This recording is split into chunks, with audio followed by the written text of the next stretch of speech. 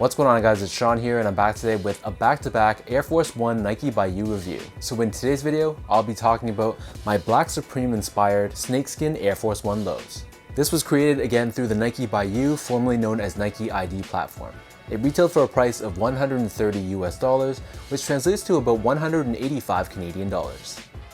The inspiration behind this pair was loosely based off of the Black Supreme SB Dunk lows, but of course I've replaced the iconic elephant print, and in its place we have snakeskin. So diving straight into the shoe, the toe box area, here I've opted for a black suede. Unlike the actual SB Dunks, where they were constructed out of leather, I personally chose suede because Air Force Ones are notorious for creasing pretty badly, and I felt like the suede would hide that a bit better. Surrounding the edge of the toe box, here we have a light smoke gray colored snakeskin, and this snakeskin runs up where the eyelets of the shoe is as well.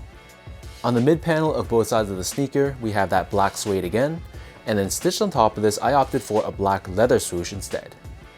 Surrounding the back heel of the shoe, we have more of that light smoke gray colored snakeskin, and then at the top of the back heel, here we have black leather with Nike Air embroidered in black. For both the dubre and the laces of the sneaker, I chose a black color, and then underneath the laces we have a black leather tongue, which is accented with this light smoke gray snakeskin tag at the top, which has Nike Air branding embroidered in black. Both the back of the tongue as well as the inner liner of the shoe, I opted for a Sierra red colored leather, and this gives a very nice pop and a needed added color to the rest of the shoe. Pulling up the insoles, so the insoles on this pair is also done entirely in black.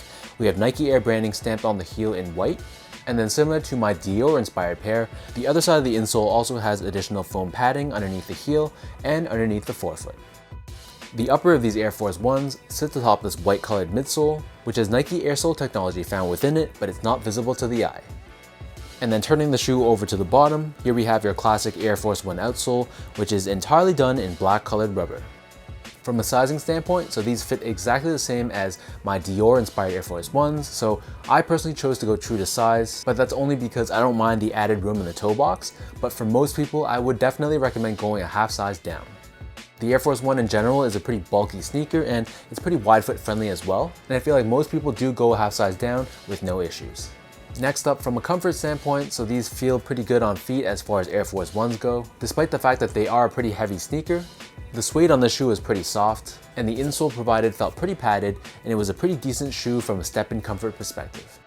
Last but not least, from a quality standpoint, so I gotta say, the leather options on the Air Force One felt a bit more premium than the suede, so I wasn't nearly as impressed with this one as I was with my Dior inspired pair. With that said though, it wasn't bad by any means. This was still a very well constructed sneaker, and I had no issues with it all around.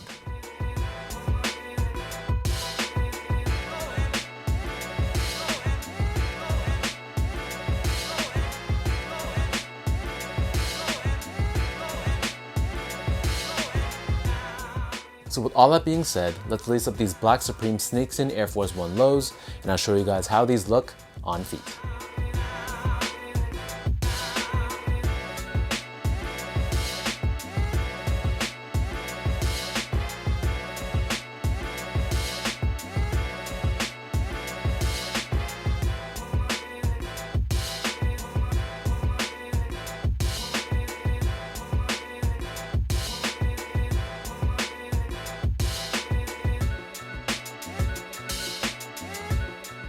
Though it's not exactly the same with the snakeskin replacing the elephant print, this color blocking is still very recognizable and very iconic as far as Nike sneakers go.